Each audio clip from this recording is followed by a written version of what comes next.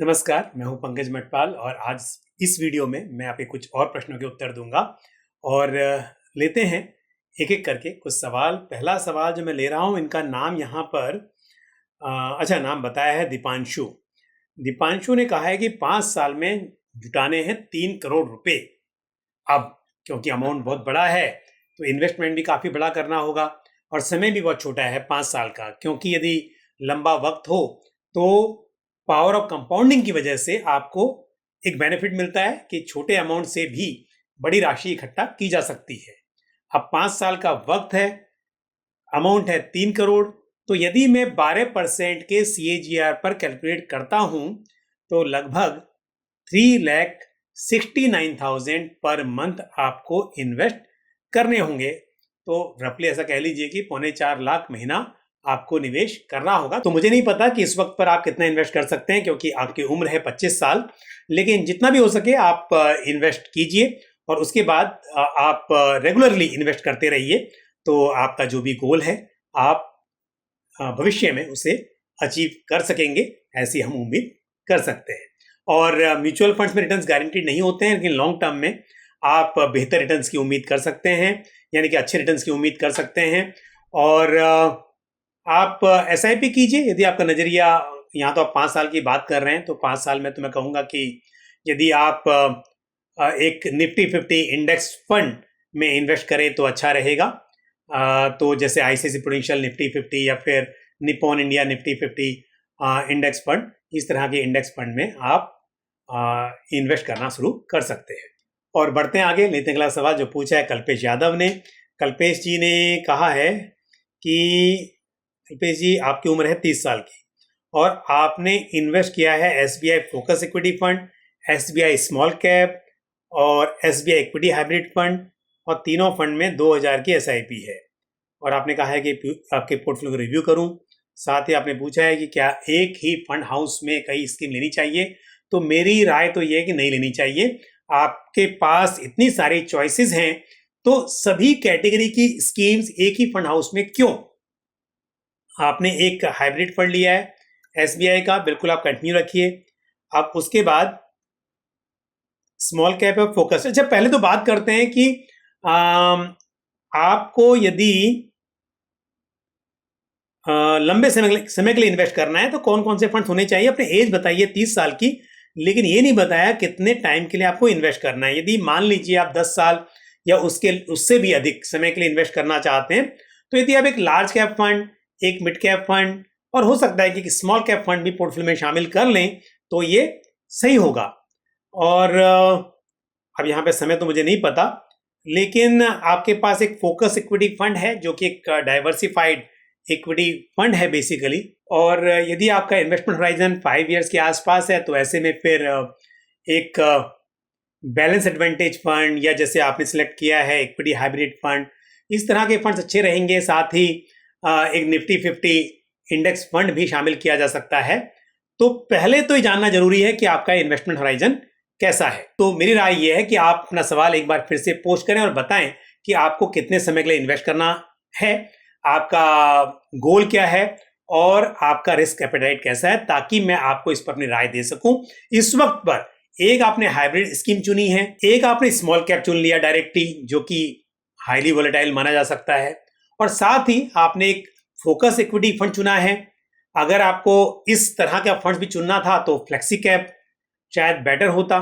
तो आपने जो 3 फंड चुने हैं उनका आपस में तालमेल नहीं लग रहा है, तो थोड़ी सी चीजें मिसिंग है।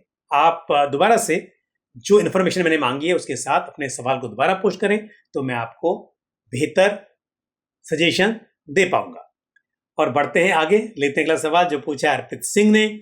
अर्पित की उम्र है 19 ईयर्स। अर्पित जी, बहुत बहुत शुभकामनाएं आपको आपके इन्वेस्टमेंट के लिए और बधाई। आप 19 ईयर्स की एज में म्यूचुअल फंड्स में इन्वेस्ट कर रहे हैं और 30+ ईयर्स के लिए आप करना चाहते हैं। तो डेफिनेटली आप इतने यंग हैं कि आप 30 साल बिल्कुल इन्वेस्ट कर पाएंगे, ज़्यादा भी कर सकते हैं। और आपने कहा है कि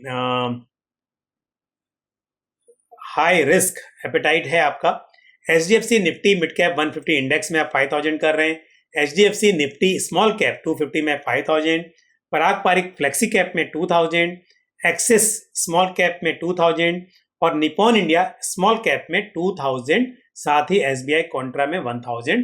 तो सभी स्कीम्स अच्छी हैं और एक मेरी राय है यहाँ पर कि आपने मिड कैप में इंडेक्स फंड को चुना है, HDFC Nifty mid cap 150 index. इसमें तो आप इन्वेस्टेड रह ही सकते हैं, लेकिन साथ ही यदि आप एक actively manage mid cap fund को अपने पोर्टफोलियो में शामिल करेंगे तो ये अच्छा होगा। और स्कीम के लिए मेरा सुझाव है मेरे एसेट मिड कैप फंड या Motilal Oswal mid cap fund, इनमें से कोई भी एक फंड आप चुन सकते हैं। बाकी सभी फंड्स अच्छे हैं। All the best to you. और लेते हैं अगला सवाल जो पूछा है मोहित यादव ने। मोहित, आपने बताया है कि आपके पोर्टफोलियो में है पराग पारिक फ्लेक्सी कैप फंड, अच्छा फंड है इस कैटेगरी का, एसबीआई मिड कैप फंड, ये भी ठीक है, और साथ ही एक्सिस स्मॉल कैप फंड। तीनों फंड्स अच्छे हैं और आप 5000 पर मंथ पर स्कीम एसआईपी कर रहे हैं, यानी कि 15,000 टोटल एसआईपी कर रहे हैं हर महीने, और आपका इन्वेस्टमेंट होराइजन है 25 साल का, और 10% से आप हर साल स्टेप अप भी करेंगे। तो 25 साल में आप इकट्ठा कर सकते हैं करीब 6 करोड़ रुपए, यदि मैं 12% का सीएजीआर यहां पर एज्यूम करूं। और आपका टारगेट है 10 करोड़। 10 करोड़ रुपए के लिए 25 साल में यदि हम 12% का सीएजीआर मानकर चले तो आपको हर महीना इन्वेस्ट करना होगा 25,000 अभी से, और हर साल 10% से स्टेप अप, यानी कि अभी आप बात कर रहे हैं 15,000 हर महीना आप निवेश कर रहे हैं, और 10% से स्टेप अप करेंगे जिससे आपको लगभग 6 करोड़ मिल सकते हैं। और 10 करोड़ के लिए जैसा मैंने कैलकुलेट किया है, आपको 25,000 रुपया महीना अभी करना चाहिए और फिर 10% से स्टेप अप करना चाहिए। तो शायद ये मुश्किल भी हो सकता है, क्योंकि यदि आप 15,000 रुपये महीना कर रहे हैं तो डायरेक्टली 25,000 करना थोड़ा मुश्किल होगा मेरे हिसाब से। तो आप क्या कीजिए, फिलहाल जितना बढ़ा सकते हैं उतना बढ़ा लीजिए, नहीं बढ़ा सकते कोई बात नहीं, 15,000 से ही आप आगे बढ़िए। लेकिन 10% से तो हर साल आपको स्टेप अप करना ही है। उसके अलावा जब जब आपकी इनकम ज्यादा बढ़े या जब कभी आपके पास लमसम में बड़ा पैसा आए, तब आप इन्हीं स्कीम्स में और इन्वेस्ट करते रहिए, तो आप 25 साल में 10 करोड़ रुपए आसानी से जुटा पाएंगे। और अब लेते हैं आज का आखिरी सवाल जो पूछा है अनिल खाटकर ने। अनिल जी, आपने कहा है कि क्या ये सही डिसीजन होगा यदि 10 से 15 साल के लिए 2 फ्लेक्सी कैप फंड्स में इन्वेस्ट किया जाए? अनिल जी, मैं कहूंगा कि मेरे हिसाब से ये सही नहीं होगा। देखिए, वैसे तो फ्लेक्सी कैप फंड में क्या होता है कि large cap, mid cap, small cap सभी तरह के मार्केट कैप्स का एक्सपोजर रखा जा सकता है। बट आपने देखा होगा कि पिछले कुछ समय में यदि हम देखें तो सभी flexi cap fund large cap bias थे, यानी कि ऑलमोस्ट सभी फ्लेक्सी कैप फंड में ज्यादा एक्सपोजर लार्ज कैप का था, जबकि स्मॉल कैप मिड कैप ने बेटर परफॉर्म किया कंपेयर टू लार्ज कैप। तो क्या हुआ, जो रैली हुई स्मॉल कैप में, मिड कैप में, वो फ्लेक्सी कैप फंड ने मिस कर दी। तो इसके लिए यदि आप 10-15 साल के लिए निवेश कर रहे हैं तो या तो आप एक लार्ज कैप, एक मिड कैप, एक स्मॉल कैप फंड को शामिल कर लें, या फिर यदि आप छोटा अमाउंट इन्वेस्ट करना चाहते हैं तो ये ऐसा भी कर सकते हैं कि एक मल्टी कैप फंड ले लें। मल्टी कैप में जो एक स्कीम का टोटल एसेट होता है उसका मिनिमम 25% इन ईच, यानी कि 25% लार्ज कैप में, 25% मिड कैप में और 25% स्मॉल कैप में एलोकेट करना जरूरी है। यानी कि किसी भी वक्त पर आपको लार्ज कैप, मिड कैप और स्मॉल कैप सभी तरह के मार्केट कैप वाले शेयर्स का एक्सपोजर मिलेगा, और साथ में आप एक फ्लेक्सी कैप को ऐड कर लें। तो इससे क्या होगा कि यदि फंड मैनेजर्स अपने विजडम पर किसी पर्टिकुलर मार्केट कैप में एक्सपोजर बढ़ाते हैं समय के अनुसार, तो उसका फायदा आपको मिल जाएगा, और यदि वो मिस भी कर देते हैं तो भी सभी तरह के मार्केट कैप में आपका इन्वेस्टमेंट रहेगा। तो इसके लिए या तो जैसे मैंने कहा कि 2 स्कीम, तो मल्टी कैप में आप निपॉन इंडिया मल्टी कैप या आईसीआईसीआई प्रूडेंशियल मल्टी कैप को सिलेक्ट कर लीजिए, और फ्लेक्सी कैप में पराग पारिक फ्लेक्सी कैप फंड, इसको आप शामिल कर सकते हैं। तो इस तरह से आपका एक अच्छा पोर्टफोलियो बन जाएगा। और यदि आप एक लार्ज कैप, एक मिड कैप, स्मॉल कैप को शामिल करना चाहते हैं तो वो भी आप कर सकते हैं। All the best to you. तो आज के लिए बस इतना ही। कुछ प्रश्नों के उत्तर दिए मैंने आज यहाँ पर, और अगले वीडियो में और कुछ प्रश्नों के उत्तर आपको मिलेंगे। तो आप इसी तरह से अपने सवाल सुझाव कमेंट बॉक्स में पोस्ट करते रहें और मुझे दीजिए इजाजत।